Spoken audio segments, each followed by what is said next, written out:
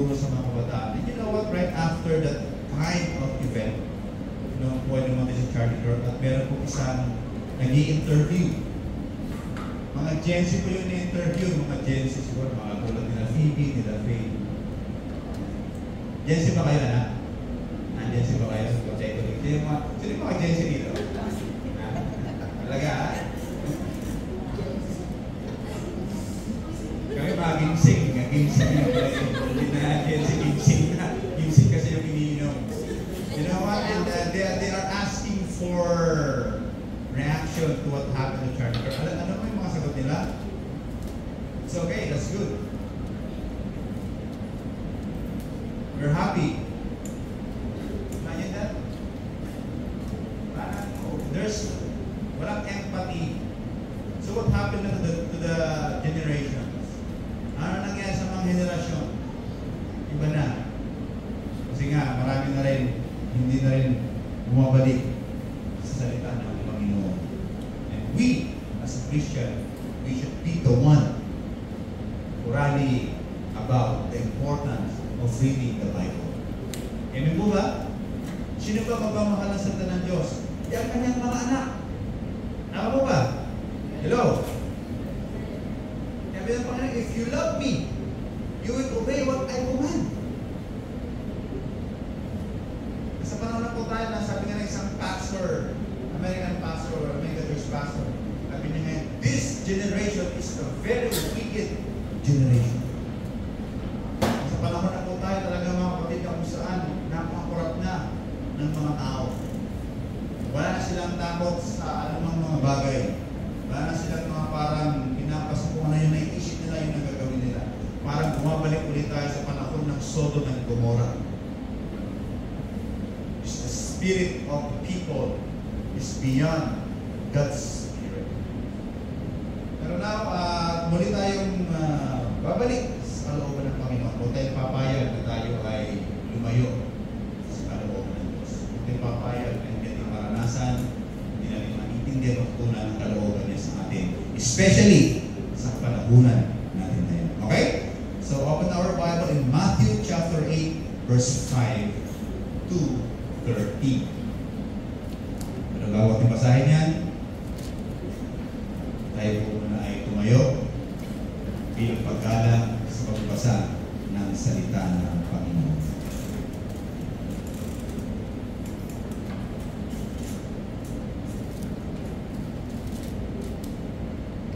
Basahin ko po sa New King James Version. Sabi nito, now when Jesus had entered Capernaum, a centurion came to him, pleading with him, saying, Lord, my servant is lying at home, paralyzed, dreadfully tormented. And Jesus said to him, I will come and heal him. The centurion asked and said, Lord, I am not worthy that you should come under my roof, but only speak a word, and my servant will be healed. For I also a man under authority, having soldiers under me, and say to this one, go, and he goes, and another come, and he comes, and to my servant, do this, and he does it. When Jesus heard it, he marveled, and said to those who followed, assuredly I say to you, I have not found such great faith, not even in Israel.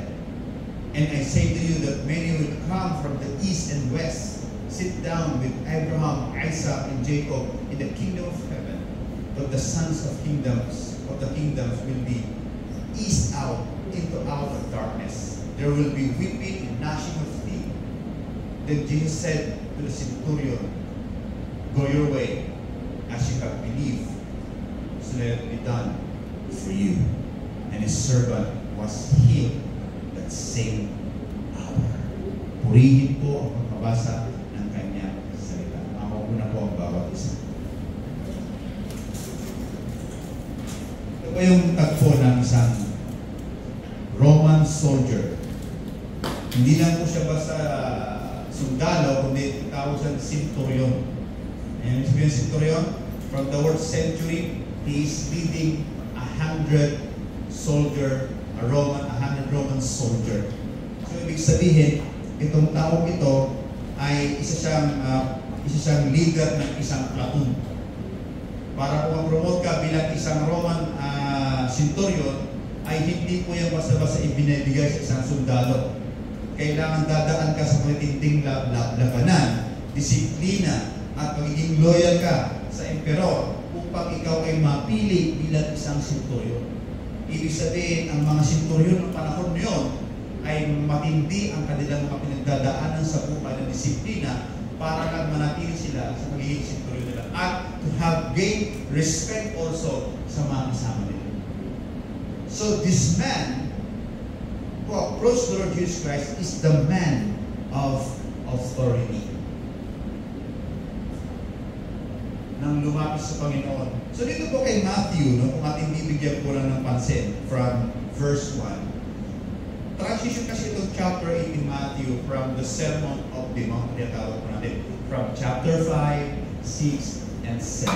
Kung ating kung babaybayin po sa ng Panginoon para mas maintindihan natin sa mas malawak po na konteksto. At ating natitignan, bakit ganito ang nangyari sa kwento ng centurion na ito. So the first one, masabi natin, pagbaba ng Panginoon sa kanyang pagtuturo sa marami, to the crowds. Saan pong crowds? The Bible scholar said, 1,000. Then itong mga crowd na ito na kanya po naturuan sa Beatitude, is sumunod po sa kanya mula sa pagbaba ng Panginoon sa mountain. And immediately, meron sa kanya pagbaba, immediately, mabasa niyo po sa chapter 8 verse 1, meron pong sumalubong sa kanya na ano? Isang may ketong, di ba? It's a leprosy.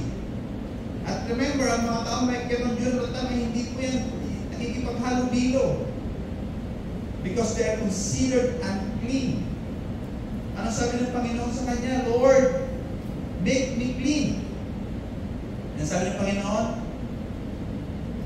I'm willing, be clean. So, itong taong ito ay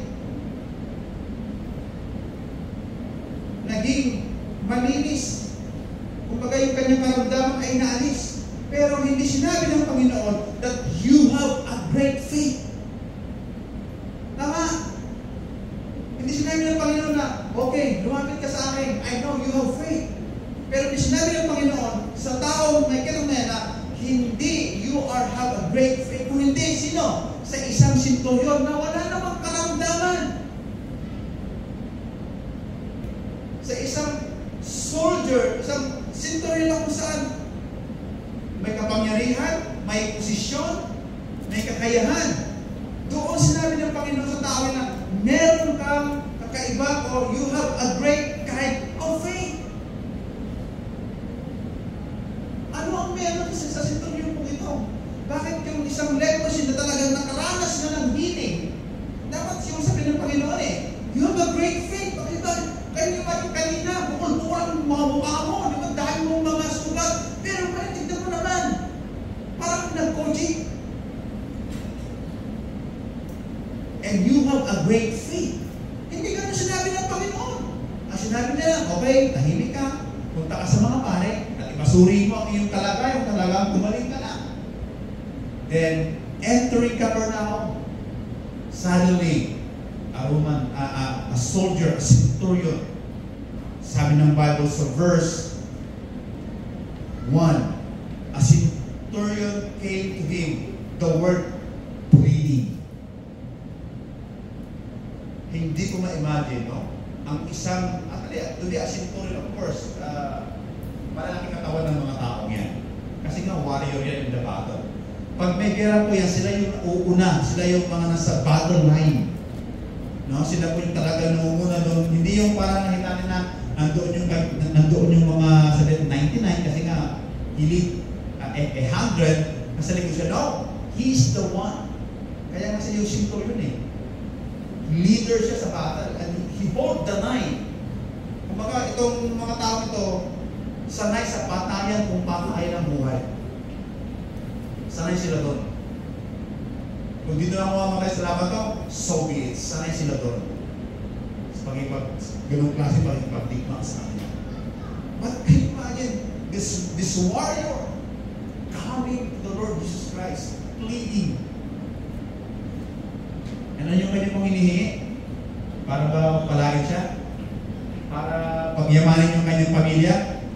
Para ba bigyan siya ng mas mataas na posisyon? Para mas maging siya, emperor? No! Ano yung inilamit ng senturyon na ito? Ang kanyang alila.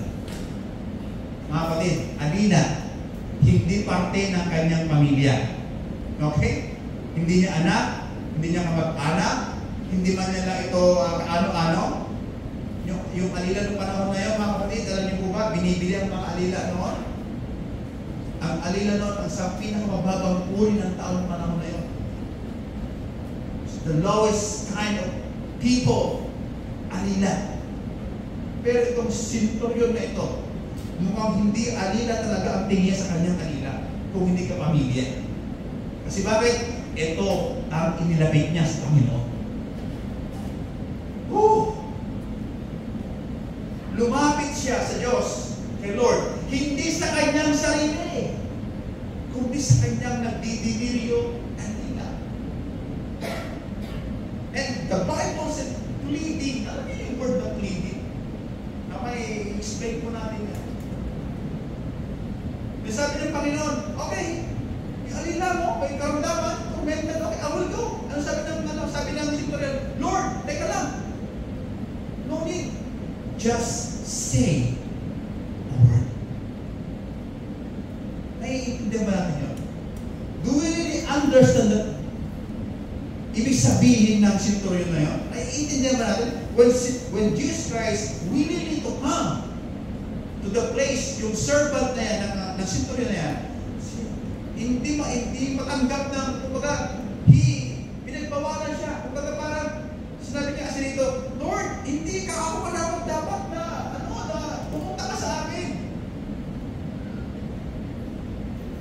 Just word. Just say a word. It will be okay. Ano yung mga kapatid? Salita lang ng Diyos ang kailangan ng problema. Ano yung problema ngayon na matagal na gumugulo sa buhay? Ano yung problema yung matagal na hindi ka makaalis-alis sa sitwasyon? Ano yung pumipigil sa buhay mo ngayon?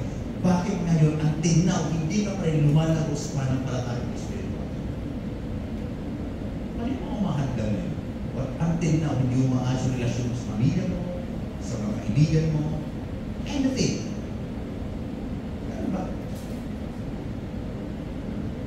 You know what? Sabi na si Lord, just say, and the Bible tells us, right after this conversation, sabi ng Panginoon, okay, Centurion, verse 37, sabi niya ganyan, go away, as you believe, so let it be done for you. On that moment, on that hour, na nag-usap sila ng Panginoon at ng Centurion na Roma, gumaling ang kanyang sarili. Kaya sabi ng Panginoon, I have not found such great faith, not even in Israel. Kahiya-hiya ang bansang Israel. Ay, imagine, nilingon niya pa yung mga 1,000 Israelita na sila ang mas nakakaalam ng Messiah. Sila ang covenant people. Sila yung mga taong alam nila ang propesya na may darating pang Messiah. Alam niya ng mga Hudyo kasi na bata pa lang yung mga yan. Tinuturuan na yan ng 5 book of Moses. May pagtuturo po dyan, kaya mayroon sila mga sinagoga ng panahon na yun. Pag manay sila sa temple, nagtayo ang mga Hudyo ng mga sinagoga, parang ganito. The first 21st century synagogue is something like this. Iba nga lang ang setting. Mas lalaki ang nasa harapan, ang babae nandun sa bahay. Pero we can say that what we are doing right now is a synagogue. na kung saan nakikinig ang mga anak ng Diyos, ang mga covenant people ng salita ng Diyos.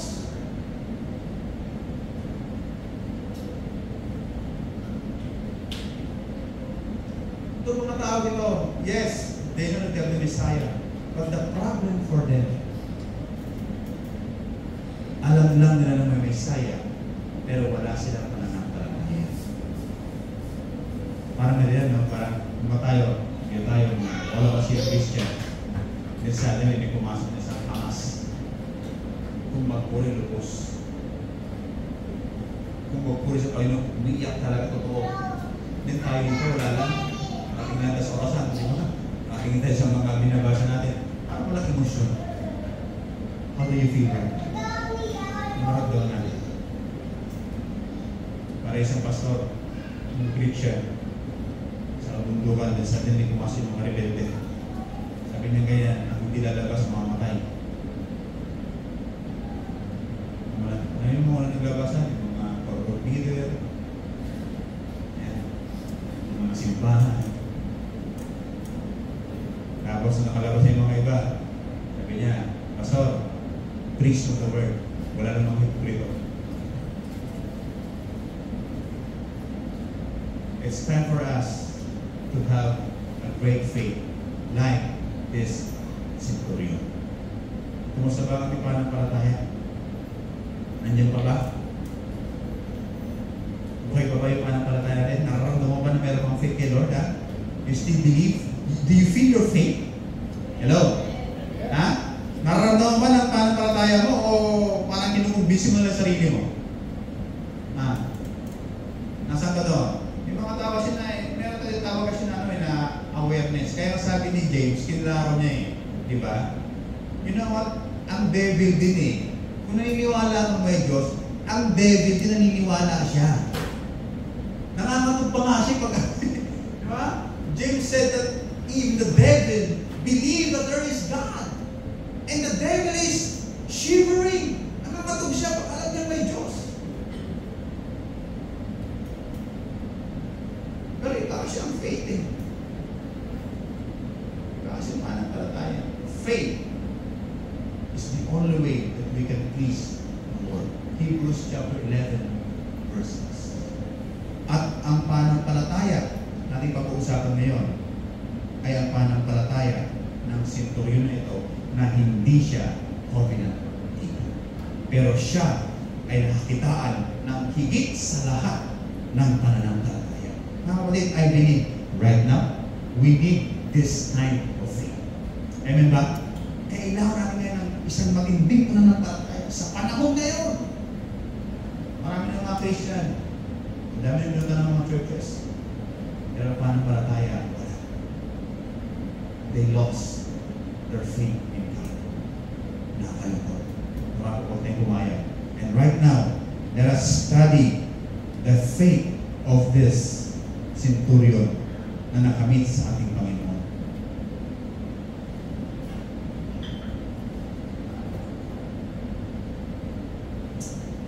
Only speak a word. A centurion out of faith. Yan po yung title ng ating mensahe sa mga oras. So, 4 aspects that define the centurion's faith.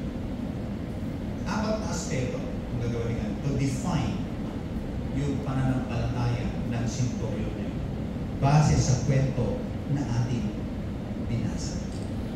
Para mas maliwanagan tayo. Bakit? Sinabi ng Panginoon, you have a great faith.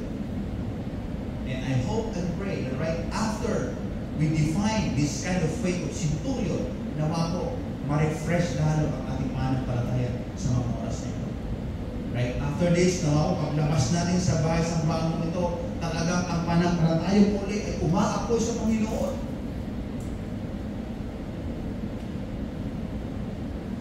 Paglabas muli sa tahanan ito, bahay sa bagong ito, masasabi mo sa sarili mo, Lord, may enjoy ko ulit ang paglapit at pagpupuri mo sa iyo. Dahil binuhay mo ulit ang aking pananampalataya. What makes centurion faith? Faith stands out over 1,000 followers of our Lord Jesus Christ. Hindi naman niya hiningi ang kanyang sariling kapakanan. In fact, ang paghingi ng kanyang pabor sa Panginoon ay hindi sa kanya, sa iba. So doon pa lang may na tayo. Sometimes great faith is asking not for us, but for others. Maganda yun. Kailan ba tayo nanalangin para sa ikapagpapala ng ibang tao sa ating buhay? Ito yung susi natin para masala tayong pagpalain ng Panginoon to pray for the blessings of other people. Ipag-pray natin na mas lalong pagpalain ng Diyos yung ating mga kasama sa trabaho. Kahit na minsan naiinis tayo, bakit ito na yung kailangan natin? Bakit ito yung kailangan uri ng pananampalataya para mas magising ang totoong faith na nais ng Diyos sa buhay natin. So let's define the faith centurion. The faith of the centurion in the 4 aspects. Number 1 is faith begins with humility, admitting he is undeserving of God's grace. Faith begins with humility. Nakita natin dito, paano nag-humble ang isang authority, ang isang Roman soldier. Remember, during that time, under po nila ang Israel.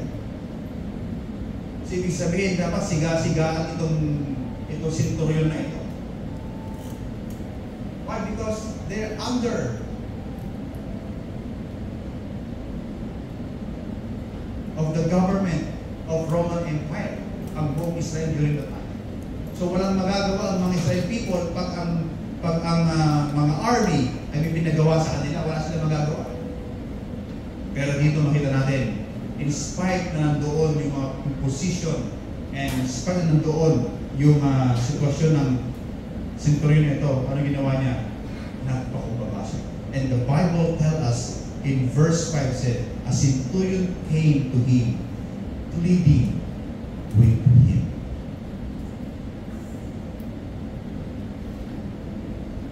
Tayo na ba humingi ng pabor? Hanggang makaawa kayo?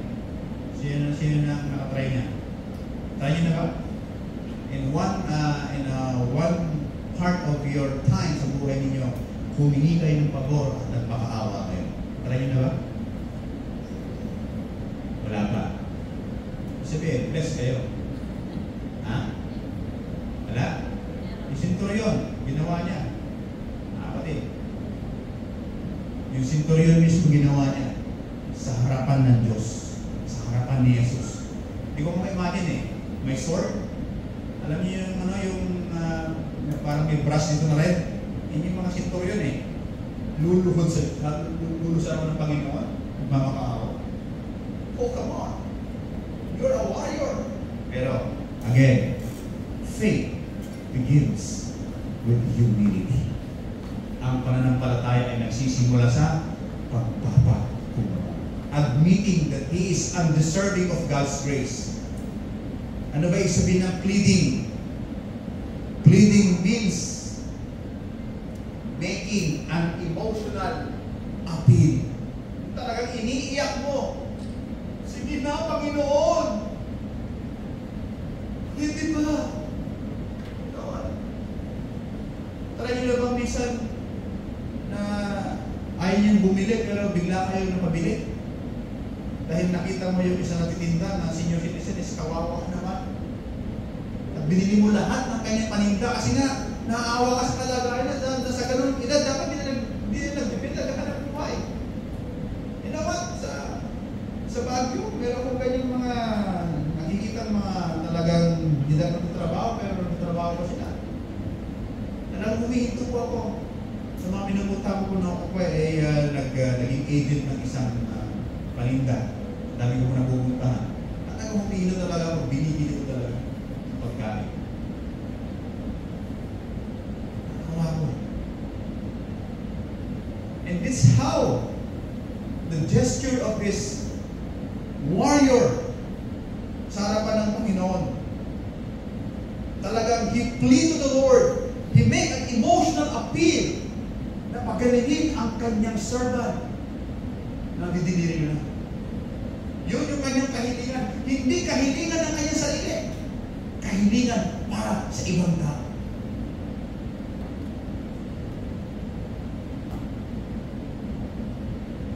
Kaya nga, faith is not about proving ourselves or earning God's approval. It starts with humbly acknowledging our need for His unearned grace. Ang pananampalataya po ay hindi about para sa atin to earn the approval of the Lord. That you have faith and the Lord will give you something, hindi po ganun ang faith. But it starts with a humbly acknowledgement na Lord, even ako mismo, Panginoon, hindi nga kapabor-pabor na ako'y paboran mo dahil sa aking sitwasyon. But this centurion soldier, he pleaded the Lord with all his heart. And that's one of the aspects of his faith sa Panginoon. Nawa, mga kapatid, makaalahanan tayo na ang pananampalataya sa Diyos ay isang uri rin ng pagpapakumbaba sa Kanya. Because faith starts with humility. So isa na pagandang pagkalathala ng pananampalataya ng senturyon na ito ay ang pagpapakumbaba.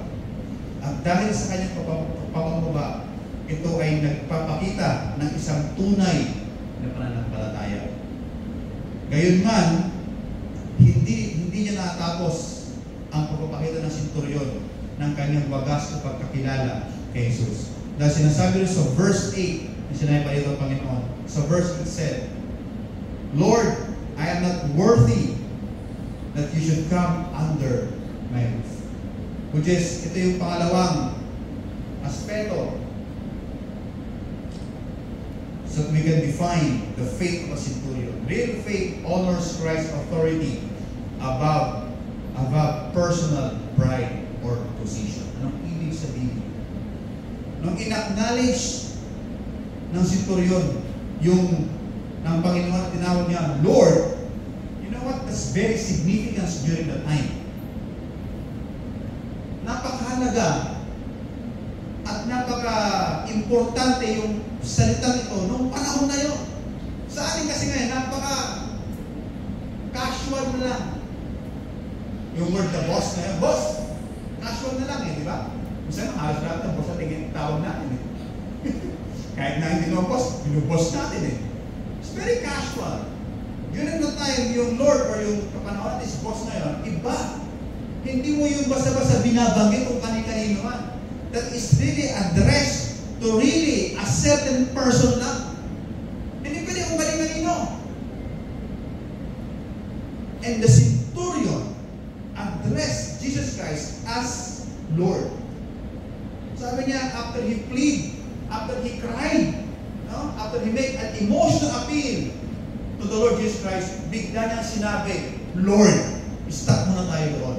Ano ba ang ibig sabihin? Lord, I am not worthy that you should come under my roof.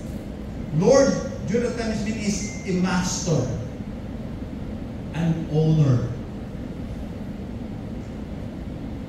So dito pala makita mo, ang centurion po ito ay nagpasakop na siya kay Jesus. Kasi bakit tinawag niyang Lord ang Panginoon? Ibig sabihin, that kind of gesture ay isa ng uring pagpapasakop niya immediately sa ating Panginoon. At nasend siya ng ating Panginoon Jesus. Kaya nga sinabi niya, Lord, kaya nga Master, Lord, hindi ako rapat dapat. That's why I call you Lord. Kaya sinasabi niya, centurion.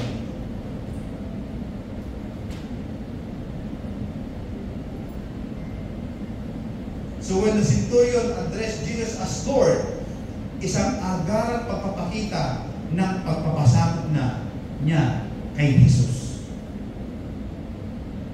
Tayo ngayon, Lord and Savior, parang ang dali natin sabihin, ang dali natin banggitin. Pero ang tanong, totoo ba talaga tayo nagpapasakop sa ating Panginoong Jesus? that really word Lord right now is really mean to us right now? Meron bang ibig sabihin sa atin ang salitang Lord ngayon? Or is just a common words na lang na binabagit natin, Lord Jesus! But during that time, when you say Lord, it means sinasabit mo ang umubuhay sa tao na yan. That person is above to you. Yan ang ibig sabihin nung panahon na yun. Para mas maintindihan natin, no? Sa gitna ng centurion na may posisyon, authority, and achievement, he makes Jesus above all himself. Para mas maintindihan natin ito. Hindi ko pala nailagay. May tinatawag na cultural resonance yung panahon na yun. So that we can understand what is the meaning of cultural resonance. It means yung kahulugan talaga ng kultura pag sinabi mo Panginoon nung panahon na yun. Matindi ang kahulugan. In the first century, the Jewish and Greco-Roman context, the word Kyrie, Orion, o master sa Greek, had strong overtones of respect, honor, and obedience. Kaya once tinawag mo ang isang taong master, immediately you are an obedient servant of the master. Isa kang masugid na tagasunod ng master na yan. Parang immediately tagasunod ka at isa ka talagang, anything na sasabihin niya ay isa kang tagasunod ng master na yan. Yan ang ibig sabihin during that time. Kaya when they address the word Lord in that time, it means whatever you said to me, I will obey. Yan ang ibig sabihin na. Ano po ang paggawa niyo sa akin? Paglinisin ng banyo, paghugasin ng pinggan, no? Gawin ng mga sa bukid, magbukal ng lupa, because you are my master, my Lord, I will do it. At hindi ko lulubayan ng trabaho hanggat hindi mo sinasabi, stop. Yan ang ibig sabihin ng Lord during that time. Isang pagpapasako sa Panginoon. Pero now, today's 21st century Christian, sometimes we always pray, Lord Jesus. Naiintindi ba natin? Tayo ba talaga napasako sa Panginoon? When we say Lord, it's become a common words na lang sa Panginoon. Ibalik natin ang talagang meaning ng bagay na yan. So the word Lord is not a casual word. It's a signal of a serious recognition of the other's power and authority noong panahon na yun. Mga kapatid, sometimes siguro, sabi nga, di ba, maraming mga Christian, I accept you as Savior, but not my Lord. Ganyan eh. Gusto lang ng kaligtasan, pero ayaw na papapasako. Maraming ganyan mga tao. Gusto tumanggap ng buhay na walang hanggan, pero ayaw na magpasako sa Panginoon. That's not. Hindi ganyan ang Kristyanismo. Hindi ganyan ang tinuturo ng Biblia na uri ng pananampalataya dapat nating lakaran. Dapat ang pananampalataya nais ng Diyos na lakarin, pagtanggap sa buhay na walang hanggan, at pagpapasakop sa pamumuno ng ating Panginoon sa ating buhay. Yes po ba?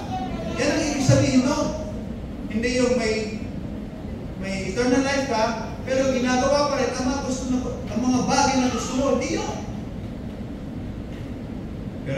Pero kung si Centurion, mga kapatid, nakita natin, paano ko siya nagpasako sa harapan ng Panginoon. If this a warrior person, he makes himself submit to the Lord Jesus Christ. Wala siya pinagmalaki sa harapan ng Panginoon. Di hawas mo tayo, mga kapatid. Hello. Ganyan din po tayo. Now we submit full our being to the Lord na wala po tayong pinagmamalaki sa harapan ng Panginoon. So the centurion honors Christ by saying, Lord, I am not worthy. So we honor Christ today by letting His authority shape our thoughts, action, and relationship in real, everyday ways. So we honor Christ today by letting His authority shape our thoughts, action, and relationship in real, everyday nagawain natin. Allow Christ to be your Lord and Savior. Huwag yung ngayon, Lord mo siya, pero paglabas mo mamaya, hindi na. No, pasakot tayo. Let His Word shape our thoughts and mind and our even perception of this world. Lahat po ipabago natin sa Diyos. Kasi pag ginawa mo yan, yan ang ibig sabihin ng pagpapasakot kay Jesus. At dapat mo siyang tawagin, Lord and my Savior. So, ang centurion ay higit niyang pinarangalan si Jesus sa kanyang buhay. Sa gitna po na kung ano ang meron siya. Pero mga kapatid, ang higit sa lahat na nakakamangha sa kwentong ito, sa kwento ng centurion ito ay ating mababasa sa verse 8. May sinasabi dito sa dalang Panginoon. Sabi dito sa verse 8, but only speak a word, and my servant will be healed. So ano po yung pangatlo? The third aspect that defines centurion's faith is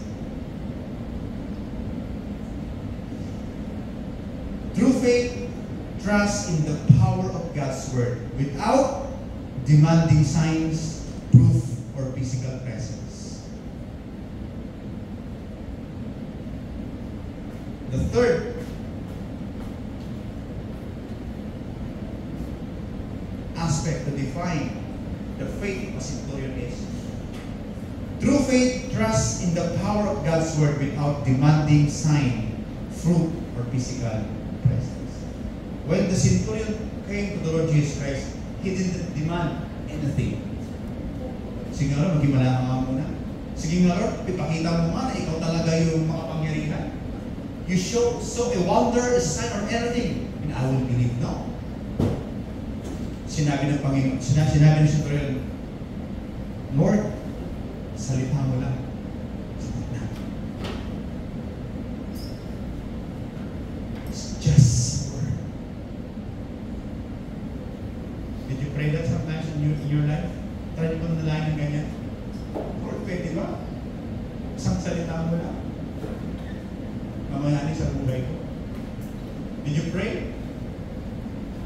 That ask the Word of God to come in you and speak power in your life? Did you pray something like that? O hindi pa? It's time for you to pray that kind of prayer, just like the centurion. Lord, teka lang. Hindi mo kailangan pumunta doon sa aking servant. No! Just speak the Word! Magsalita ka lang, Panginoon. Kapangyarihan. Ganyan, in-honor ng centurion ito ang salita ni Jesus. Ang buka ng kanyang salita, ang word ng Panginoon ay isang makapangyarihang sandata para sa centurion na ito. Ganyan ang kanyang katinding pananampalataya sa salita ng Diyos. Mga kapatid, tayo ngayon. Bisa niyo masuk ulit-ulit. Kumusta ang pagbabasa niyo? Sa salita ng Panginoon. Because the Word of God is a powerful weapon over the schemes and the tactics of the enemy sa buhay natin. Walang ibang pwedeng tumalo sa gawa ng kaaway sa mundong ito kung hindi ang salita ng Diyos. Ang tanong ko sa inyo, kailan kayo nagpanalangin? Lord, may karamdaman ako, may problema ako, speak a word, O God. That's already enough. Wala na, hindi na kailangan magpaparty ka para or anumang magpapakita dyan ng gilas. Hindi. Isang salita lang ng Panginoon ang kailangan natin. The question is, do you have a true faith to trust in the power of the Word of God. Tanong, especially sa mga tao kapigyan na katulad ko. You know what? Nabata ko itong mga anak ko. Kasi malit lang kasi yung higaan namin doon sa Baguio. Kasi hindi na alam to, kasi tutulog sila. I always speak words for them. Kasi sabihin siya. Speak the word. So I believe there's a power in the word of the Lord. May kapangyarihan ang kanyang salita. Tandaan natin, nung nilikha ng Diyos ang langit at ang lupa, bago pa magkaroon ng trabaho, bago magkaroon ng karir sa mundo ito, bago magkaroon ng mga pundar sa mundo ito, tandaan mo, nagsalita ang Diyos. Kaya nangyari ang mga bagay na yan. Dahil sa kanyang salita, nagkaroon ng creation. At yung creation na yan, tinawag ka ng Diyos yan, nagkatrabaho ka dyan, nagkaroon ka ng anumang meron dyan, natundahan mo, bago nangyari yan. It's just a word of the Almighty. Amen ba? Kapangyarihan ang salita ng Diyos. Let there be light, sabi ng Bible. Karoon ng liwanag. Kumusta ang buhay ba niya? Kumusta ba ang buhay mo ngayon? At ilalagay ko rin sa 5 aspeto ng buhay mo. Sa relasyon, sa pinansyal, sa emosyonal, sa espiritual, kaisipan. Saan dyan ang matitilin? Sabihin mo, Lord, let there be light. Financial, kulang-kulang ka ba ngayon? Lord, madilim ang ating financial. Let there be light. Relasyon ko sa aking pamilya, madilim, Panginoon. Pray the Lord, speak life to the relationship of my family. Come on! Yan ang sinabi ni Centurion. Lord, no need to come and go to a servant. Just speak the word. Ito yung klase ng pananampalataya na matatag at matibay. Dahil hindi naghahanap ng anumang mga pruweba or any evidence, kundi isang solid belief na makapangyarihan ang salita ng Diyos. Yan ang faith na mayroon sa centurion na ito. Hindi siya humingi ang namang himala na kay Jesus. No, basta naniniwala siya. Lord, kung nagsalita ka, that's it! It's very powerful. Wala kailangan na magic-magic ka pa yan. No, your word is already enough for me to believe because your word is powerful. Karami po ang totohanan sa mga oras po nito. Today, our faith is conditional.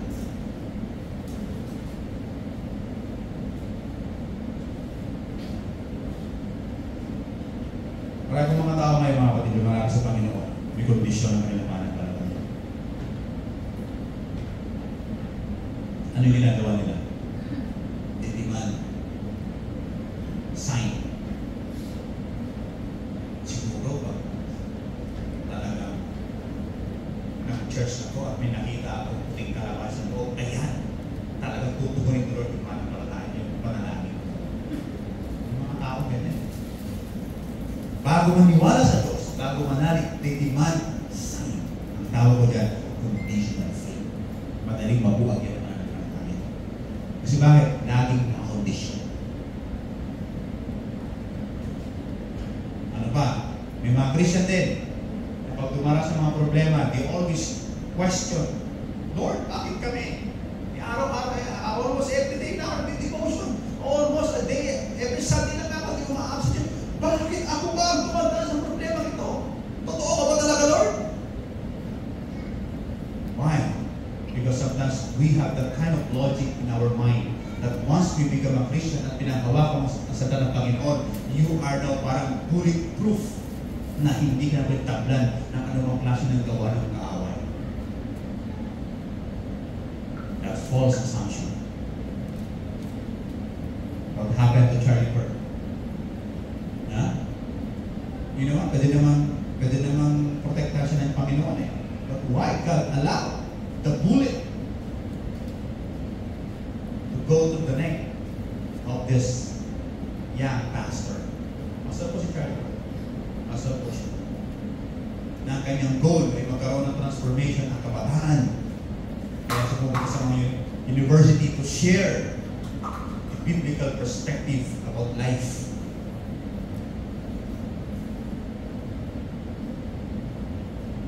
Ang tawag dyan, humihingi ka lagi ng proof, protection.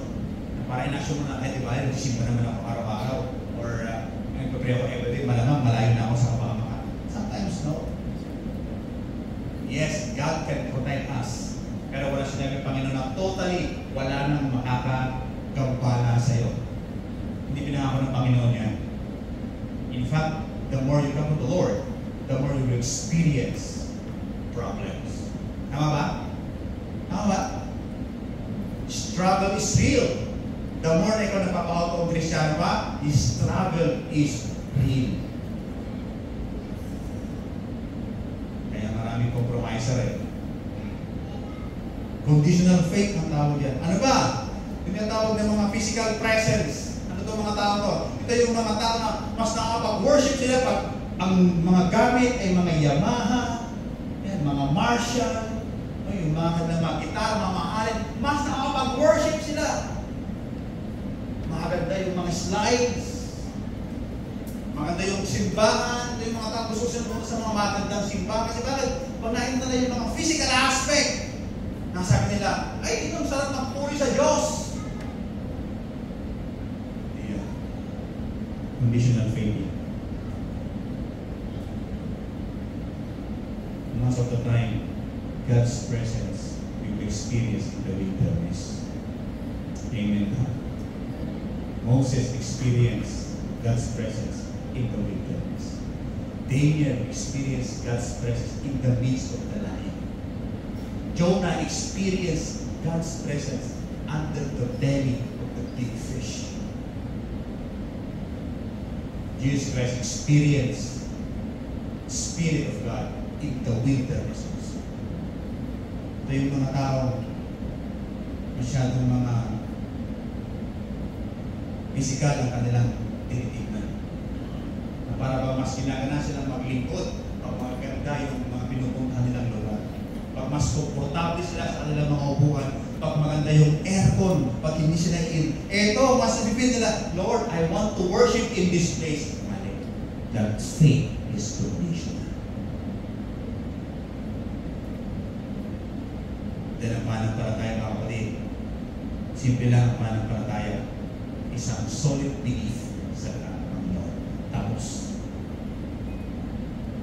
rain or shine, till death do us part, I believe in the Word of God. Solid. Walang anumang condition. I believe. Yan ang faith that trusts in the power of the Word of God.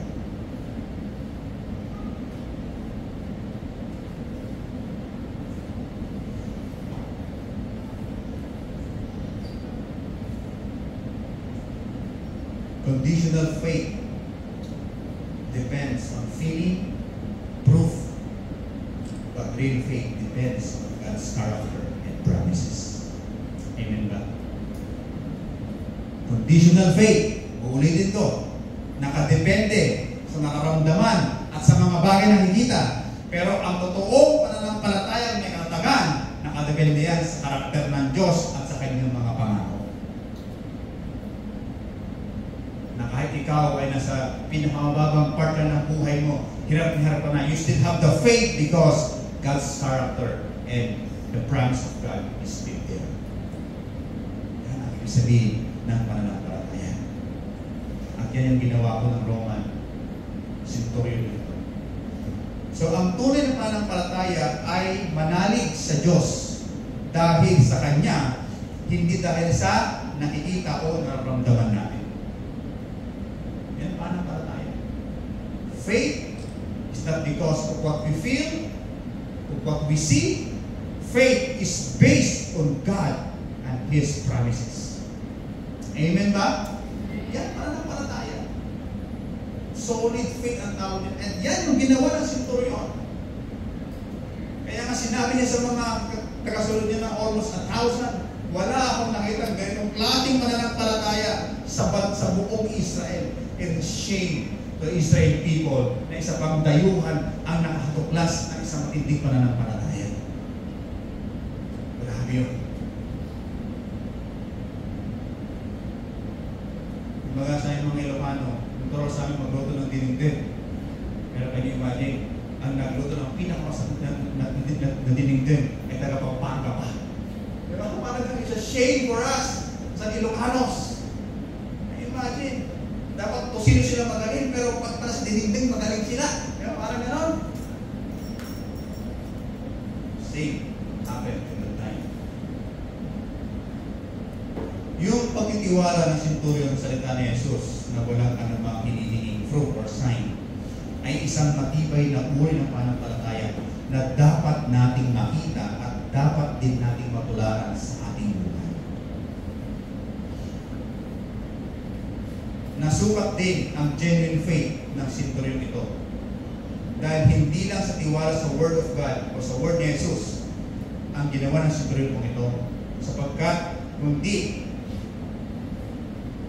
kanya rin ipinakita ang kanyang pagmamahal at willingness na maglingkod para sa ibang tao. Yan po yung fourth aspect of how we define the faith of the centurion. Sabi doon sa verse 8, but only speak a word and my servant will be healed. Sabi doon, faith is both confident and loving, trusting God not only for personal blessing but also the well-being of others. Faith is confident. Ang pananampalataya ay isang klase ng kumpiyansa. Totoo pananampalataya ay matatag, naniniwala sa kakayanan ng Diyos. Tutuparin ng Diyos ang kanyang mga pangako, gagawin ang mga bagay na imposible at posible sa paningin ng tao. Yan ang ibig sabihin ng faith. So faith also is allowing for others. Hindi lang nakatuon sa ating sariling kapakanan ang pananampalataya o pangangailangan, kundi ang tunay na pananampalataya ay nagmamahal sa iba at nanalig din sa Diyos sa kanilang kabutihan. Isa yan sa ipinakita rin ng senturyon ito. They have faith, confidently and still loving for the sake of His servant. Yan po yung pang-apat na aspeto to define the faith of this centurion. Parang yung magtatay, minsan tumawid sa kalsada na maraming mga bus. At nung nag-go na po tumawid sila, sabi ng kanyang anak na babae na nasa kanyang balikan, Dad, tulungan mo rin pati yung senior citizen na hindi makakita. So tinulungan niya yung kanyang senior citizen na yun na hirap ng makabag para mabilis makatawid sa kabilang dako ng kalsada. Parang ito po yung sinasabi dito na may extension yung bata. He has also faith sa kanyang tatay na kaya niyang tulungan yung senior citizen na ito. The same with the Roman centurion. He has a faith to the Lord Jesus Christ na tulungan, na kaya tulungan yung kanyang alipin na malapit na mamatay ng pagdinili na. That kind of faith is a confident faith is still a loving kind of faith. I think ito yung kailangan natin ngayon mga kapatid na Christian. Kasi most of the time yung faith lang ay para sa atin lang. May faith ako na ako ay makakapag-ipon ng ganito kalaking pera. May faith ako na time will come. Parang more on sa atin. Tama? I have faith na gagaling yung mga anak ko. I have faith na yung mga anak ko makapagtapos ng pag-aaral. Puro sa atin minsan. What if we have faith for someone? I have faith kung atin nila ipapalain siya ng Panginoon ng lubusan.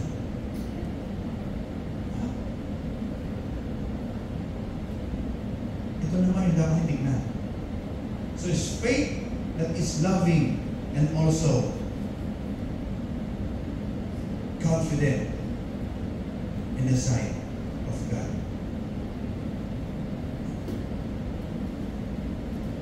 Faith isn't just asking God to move in my life. It's also believing God can move in the lives of others. Kahit hindi sila humihingi ng tulong. Humingi ba ng tulong yung servant?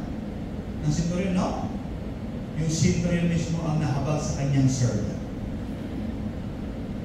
Mga kapatid, ito yung apat na aspeto ng pananampalataya ng centurion na ito. Ano yung apat na yun? Faith begins with humility, admitting he is undeserved of God's grace. Ano yung pangalawang aspeto?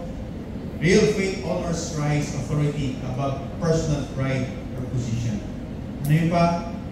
True faith trusts in the power of God's word without demanding sign, fruit, or physical presence. And the last is faith is both confident and loving, trusting God not only for personal blessing but also for the well-being of others. Ang tanong mo, kumusta po ang ating faith sa Panginoon? Sa apat po na aspeto na ng pananampalataya. In the fourth aspect of faith, kumusta po ang ating pananampalataya? Nawa mga kapatid, magsilbing gabay sa atin itong Roman centurion na ito para tayo magkaroon ng mas malalim aspect ng pananampalataya sa ating Panginoon. Sa ating paglapit sa Panginoon sa araw-araw ay magkaroon ng ibang uri na makipag-ugnayan sa Panginoon. Na pag sinabi mo na ngayon, Lord, alam mo na, ikaw ay nagpapasakot ng buong buo sa Panginoon. Hindi lang para manalangin at humiling ng mga kahilingan mo ng mga prayers. Hindi. When you say, Lord, I am also learning submitting myself to you. Just like what happened to the Roman centurion. Parang Panginoon ang kanyang salita sa mga oras nito. Simbang ipalpakan ng Diyos. Hallelujah. Bago tayo ngayon